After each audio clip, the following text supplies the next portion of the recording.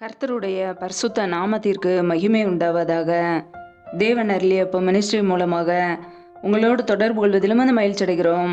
இன்றைக்கும் இந்த நாளிலும் தேவன் நமக்கு கொடுக்கிற வார்த்தை 2 பேதுரு 3ஆம் அதிகாரம் 9ஆம் வசனம்.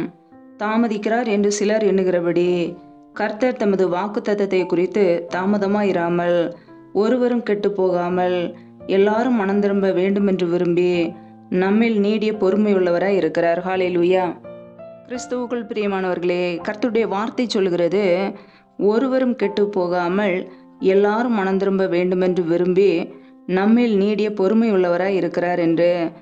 பிரியமானவர்களே, நாம் ஒருவரும் கெட்டு போகக்கூடாது என்பதிலே கர்த்தர் கவனமாக இருக்கிறார். நம்முடைய வாழ்க்கையிலே நம் எல்லாரும் மனம் திரும்ப வேண்டும் என்பது அவருடைய சித்தம், அவருடைய விருப்பம். ஒவ்வொரு நாளும் கர்த்தருக்கு பிரியமுள்ள ஒரு வாழ்க்கையை வாழ வேண்டும். மனம் திரும்பி கர்த்தருடைய நன்மைகளை நாம் பெற்றுக்கொள்ள வேண்டும் என்று கர்த்தர் விரும்புகிறார். கர்த்தருடைய பிள்ளைகள் இன்றைக்கு எப்படி வாழ்கிறோம்? நமக்குள்ளே மனம் திரும்பின ஒரு வாழ்க்கை இருக்கிறதா, அல்லது பாவத்திலே அடிமையாய் வாழ்ந்து கொண்டு இருக்கிறோமா? வேதம் சொல்கிறது, நம்முடைய பாவங்களை நாம் அறிக்கையிட்டால் பாவங்களை நமக்கு மன்னித்து எல்லா அநியாயத்தையும் நீக்கி நம்மை சுத்திகரிப்பதற்கு அவர் உண்மையின் நீதி உள்ளவராய் இருக்கிறார் என்று. பிரியமானவர்களே, நம்முடைய வாழ்க்கையில் பாவங்களை அறிக்கையிட்டு அவைகளை விட்டுவிட வேண்டும். மனம் திரும்பி கர்த்தருடைய சத்தத்துக்கு நாம் செவி கொடுக்கும்போது நம்முடைய வாழ்க்கையிலே ஆசீர்வாதங்கள். ஹல்லேலூயா. கர்த்தருடைய வருகைக்காக காத்திருக்கிற நாம், மிகுந்த ஆவலோடு காத்திருக்கிற நாம், பரிசுத்த நடக்கையுள்ளவர்களாய், தேவ பக்தி உள்ளவர்களாய், உண்மை உள்ளவர்களாய், அவருடைய சித்தத்தை செய்கிறவர்களாய் நாம் இருக்க வேண்டும். இந்த உலக பாவங்களிலே, உலக சிற்றின்மங்களிலே அடிமையாய் வாழாதபடிக்கு மனம் திரும்பி அவருடைய பிள்ளைகளாய் வாழ வேண்டும். இயேசு கிறிஸ்து கூறினார், மனம் திரும்புங்கள், பரலோக ராஜ்யம் சமீபமாய் இருக்கிறது என்றார். பிரியமானவர்களே, நம்முடைய வாழ்க்கையிலே மனம் திரும்புதல் உள்ள ஒரு வாழ்க்கை இருக்கிறதா, அல்லது பாவத்திலே அடிமையாய் வாழ்ந்து கொண்டு இருக்கிறோமா? நம்மை நாமே சற்று ஆராய்ந்து பார்ப்போம். வேதத்திலே நாம் பார்க்கிறோம், வெளிப்படுத்தல் 2ஆம் அதிகாரம் 5ஆம் வசனத்திலே, நீ இன்ன நிலைமையிலிருந்து விழுந்தா என்பதை நினைத்து மனம் திரும்பு என்று வேதம் சொல்கிறது. பிரியமானவர்களே, நாம் எப்படிப்பட்ட வாழ்க்கை வாழ்ந்தோம்? எந்த பாவத்தில் நாம் விழுந்து போன நாம் அப்படிப்பட்ட பாவத்தை அறிக்கையிட்டு மனம் திரும்பி கர்த்தருடைய பிள்ளைகளாய் அவருடைய சித்தத்தை நாம் செய்ய வேண்டும். ஹல்லேலூயா. நம்முடைய வாழ்க்கையிலே எந்த நிலைமையிலே நாம் விழுந்து போயிருந்தாலும் மறுபடியும் கர்த்தருக்குள்ளே மனம் திரும்பி அவருடைய சித்தத்தை நாம் செய்யும்போது, அவருடைய பிள்ளைகளை வாழும்போது கர்த்தர் நம்மை ஏற்றுக்கொள்வார். ஹல்லேலூயா. ஒரு பாவி மனம் திரும்பும்போது பரலோகமே சந்தோஷப்படும். வேதம் சொல்கிறது, தேவன் நீதியுள்ள நியாயாதிபதி, அவர் நாள்தோறும் பாவியின் மேல் சினங்குலுகிற தேவன் என்று. அவன் மனம் திரும்பாவிட்டால் அவர் தம்முடைய பட்டயத்தை கருக்காக்குவார் என்று.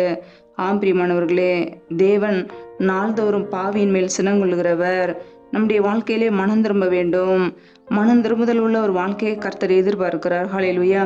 ஒருவரும் கெட்டு போகாமல் எல்லாரும் மனம் திரும்ப வேண்டும் என்பது அவருடைய விருப்பம். அதுவே தேவனுடைய சித்தம். ஹல்லேலூயா.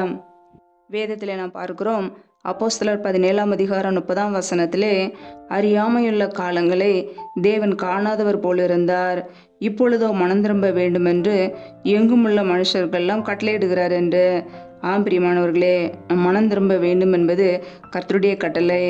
அந்த கட்டளைக்கு நாம் கீழ்ப்படியும் போது நம்முடைய வாழ்க்கையிலே ஆசீர்வாதங்கள். மனம் திரும்பும் போது, பாவ மன்னிப்பை பெற்றுக்கொள்ளும் போது நம்முடைய வாழ்க்கையிலே ஆசீர்வாதங்கள். ஹல்லேலூயா. வேதத்திலே நாம் பார்க்கிறோம், உபாகமம் 30ஆம் அதிகாரம் 8, 9 ஆகிய வசனங்களிலே, நீயோ மனம் திரும்பி கர்த்தரின் சத்தத்துக்கு செவி கொடுத்து நான் என்று உனக்கு கற்பிக்கிற அவருடைய எல்லா கற்பனைகளின்படியும் செய்வாய், அப்பொழுது உனக்கு நன்மை உண்டாகும்படி உன் தேவனாகிய கர்த்தர் உன் கைகள் செய்யும் எல்லா வேலைகளிலும், உன் கர்ப்பத்தின் கனியிலும், உன் மிருக ஜீவனின் பலனிலும், உன் நிலத்தின் கனியிலும் உனக்கு பரிபூரணம் உண்டாக செய்வார் என்று வசனம் சொல்கிறது. பிரியமானவர்களே, நம்முடைய வாழ்க்கையிலே நன்மை பெற்றுக்கொள்ள வேண்டுமென்றால், ஆசீர்வாதங்களை பெற்றுக்கொள்ள வேண்டுமென்றால், பரிபூரண நன்மைகளை பெற்றுக்கொள்ள வேண்டுமென்றால், முதலாவது நம்முடைய வாழ்க்கையிலே மனம் திரும்ப வேண்டும். தேவனுக்கு பிரியமில்லாத காரியங்கள் நம்முடைய வாழ்க்கையிலே என்ன காணப்படுகிறது?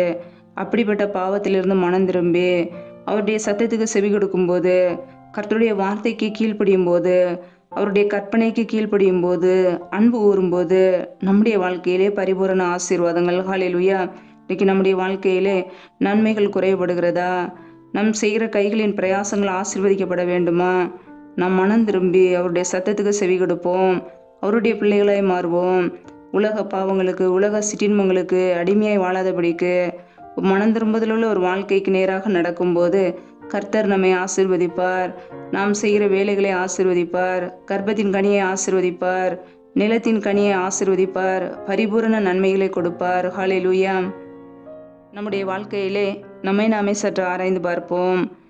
என்னென்ன காரியங்களிலே தேவனுக்கு பிரியமில்லாத வாழ்க்கை வாழ்ந்து கொண்டு இருக்கிறோம்? ஒவ்வொரு நாளும் நம்மை ஆராய்ந்து பார்த்து சீர்திருத்து கொள்வோம். ஒருவரும் கெட்டு போகாமல் எல்லாரும் மனம் திரும்ப வேண்டும் என்பதே பிதாவின் விருப்பம். அவருடைய சித்தத்தை செய்வோம். நம்முடைய சுய சித்தத்தை வெறுத்து தேவ சித்தத்தை நிறைவேற்றுவோம்.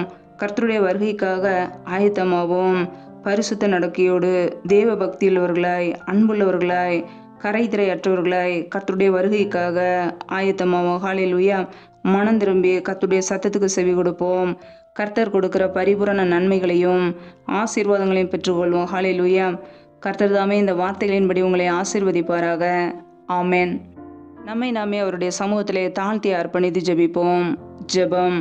எங்களை அதிகமாய் நேசிக்கிற எங்கள் அன்பின் பரலோக தகப்பனே, மெய் துதிக்கிறோம், ஸ்தோத்திரிக்கிறோம் அப்பா. இந்த நாளில் கூட உடைய வார்த்தைகளோடு எங்களோடு பேசினீர், அதற்காக உமக்கு ஸ்தோத்திரம். ஒவ்வொரு நாளும் கண்ணின்மணி போல எங்களை பாதுகாத்து கிருபையோடு ஜீவனோடு வைத்திருக்கிறீரே, அதற்காக நன்றி அப்பா. ஒவ்வொரு நாளும் எங்களுடைய தேவைகளை சந்திக்கிறீரே, அதற்காக நன்றி. உண்ணவும் உடுக்கவும் தங்குவதற்கு இடம் கொடுத்து எங்களை பாதுகாக்கிறீரே, அதற்காக நன்றி. பிரயாணங்களிலே போகும்போதும் வரும்போதும் எல்லா ஆபத்துக்கும் விலக்கி எங்களை பாதுகாத்து வழிநடத்தி வந்தவரே மெய் துதிக்கிறோம். இப்பொழுதும் இணைந்திருக்கிற ஒவ்வொரு குடும்பங்களையும் உடைய கரங்களிலே அர்ப்பணிக்கிறோம். ஒவ்வொரு குடும்பங்களையும் இயேசு கிறிஸ்துவின் கரத்தில் ஒப்பு கொடுக்கிறோம். என் தேவன் ஆசீர்வதிப்பீராக. பிள்ளைகள் செய்கின்ற வேலைகள், தொழில்கள், வியாபாரங்கள் எல்லாவற்றையும் ஆசீர்வதிங்கப்பா. கையின் பிரயாசங்களை பெருக பண்ணுங்க. கையின் பிரயாசங்கள் தேவையில்லாத செலவுக்கோ, வீண் செலவுக்கோ, மருத்துவ செலவுக்கோ, வட்டியும் சொல்லி போகாதபடிக்கு என் தேவன் பிள்ளைகளை ஆசீர்வதிங்க. அப்படியே நன்மையினால் நிரப்புவீராக. எந்தெந்த குடும்பங்களிலெல்லாம் வேலைக்காக ஜபிக்கிறார்களோ, பிள்ளைகள் படிப்புக்கேற்ற நல்ல வேலைகளை ஏற்படுத்தி கொடுங்கப்பா.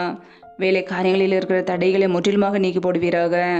எந்தெந்த குடும்பங்களிலெல்லாம் கடன் பிரச்சனையிலே உபத்திரத்தோடு கண்ணீரோடு வாழ்கிறார்களோ, என் தேவன் அந்த குடும்பத்தை தொடுவீராக. கடன் பிரச்சனையிலிருந்து நீக்கி ஆசீர்வதிங்க. உடைய கரங்களிலே அர்ப்பணிக்கிறோம்.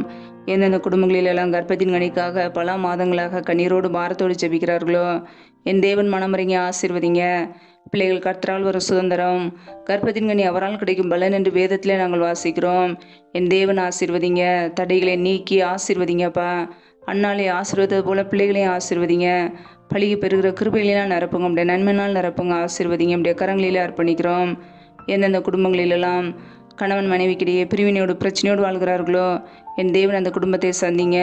குடும்பத்திலே ஒருமனப்பட்ட ஆவியை கொடுங்கப்பா. அன்பின் அபிஷேகத்தினால் நிரப்புங்க. பிரிந்த குடும்பங்கள் எல்லாம் இயேசு கிறிஸ்துவின் நாமத்தினால மறுபடியும் கட்டப்படட்டும், இணைக்கப்படட்டும். கரங்களிலே அர்ப்பணிக்கிறோம். எந்தெந்த குடும்பங்களிலெல்லாம் திக்கற்ற பிள்ளைகளாய் தனிமையோடு வாழ்கிறார்களோ, கணவரால் கைவிடப்பட்ட ஒரு நிலைமையிலே யாருமே இல்லாமல் கஷ்டப்படுகிறார்களோ, என் தேவன் அந்த குடும்பத்துக்கு உதவி செய்யுங்கப்பா. திக்கற்ற பிள்ளைகளுக்கு நீரே சகாயர். குடும்ப தேவைகளை சந்திங்க, பொருளாதார தேவைகளை சந்திங்க, பண தேவைகளை சந்திங்க. முற்றிலுமாக தாழ்த்தி ஜபிக்கிறோம். ஆசீர்வதிங்க. கரங்களிலே அர்ப்பணிக்கிறோம். எந்தெந்த குடும்பங்களிலெல்லாம் பலவீனத்தோடு, சோர்வோடு, வியாதியோடு இருக்கிறார்களோ, என் தேவன் அவர்களை தொடுங்கப்பா. என் தேவன் அவர்களை தொட்டு இப்பொழுதே சுகமாக்குங்க. பலவீனத்திலே பலன் பரிபூரணமாக விளங்கட்டும். ஆசீர்வதிங்க. நன்மையினால் நிரப்புங்கப்பா. இந்த இரவு நேரத்தில் இன்பமான நித்திரையை கொடுங்க. சத்துரு கொண்டு இருக்கிற எல்லா போராட்டங்களுக்கும், பிரச்சனைகளுக்கும், தீமைகளுக்கும், மரண பயங்களுக்கும், மெல்லின் அதிகாரங்களுக்கும், நாச மோசங்களுக்கும், தீமைகளுக்கும் விலைக்கு எங்களை பாதுகாத்து கொள்ளுங்க. இப்படிய ரத்த கோட்டைகளை எங்களை அர்ப்பணிக்கிறோம். இந்த மாதம் முழுவதும் எங்களை கண்ணின்மணி போல பாதுகாத்து கொண்டீங்க. அதற்காக உமக்கு 1000 மடங்கு ஸ்தோத்திரம், ஸ்தோத்திரம், ஸ்தோத்திரம். தொடர்ந்து எங்களை பாதுகாத்து கொள்ளுங்க, வழி நடத்துங்க, ஆசீர்வதிங்க. எல்லா துதி கன மகிமையெல்லாம் ஒருவருக்கே செலுத்துகிறோம். இயேசு கிறிஸ்துவின் மூலம் ஜெபிக்கிறோம், ஜீவனுள்ள நல்ல பிதாவே. ஆமென். கர்த்தர் தாமே உங்களையும் உங்கள் குடும்பங்களையும் ஆசீர்வதிப்பாராக. ஆமென். Thanks for watching. Please subscribe our channel. Click the like and share. Click the bell. God bless you.